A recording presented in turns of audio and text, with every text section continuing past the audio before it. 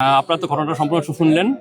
আর আমরা যখন এই ঘটনাটা শুনেছি, মানে আমাদের ঘটনা শোনার আগেই বিএনপির চেয়ারম্যান উনি জেনেছেন, জানার সাথে সাথে উনি আমাদের নির্দেশ দিয়েছেন যে মজনু ভাইয়ের সাথে কন্ট্যাক্ট করে এবং জেলা বিএনপির সাথে কন্ট্যাক্ট করে দ্রুত ওখানে আসছে।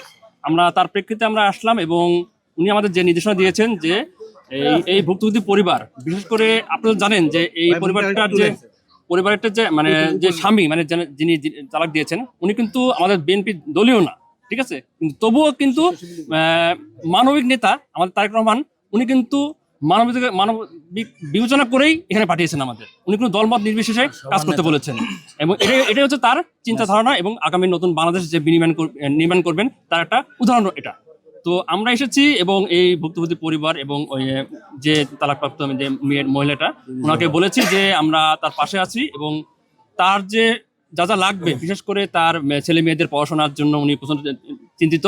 তো আমরা বলেছি তার পড়াশোনার ব্যবস্থা করা হবে, প্রত্যেক মাসে মাসিক বৃত্তি দেওয়া হবে, যেটা মধুময় বলেছে, এবং তার যদি ঘর নির্মাণ করতে হয় কিংবা অন্যান্য কোনো কিছু লাগে, সেক্ষেত্রে উনি জেলা বিএনপিকে বলবে কিংবা আমাদের সাথে যোগাযোগ করবে, আমরা সেই ব্যবস্থা করে দেবো এবং বিএনপির চেয়ারম্যান ওনার পাশে থাকবে, এটা আমরা বলে দিয়েছি অলরেডি।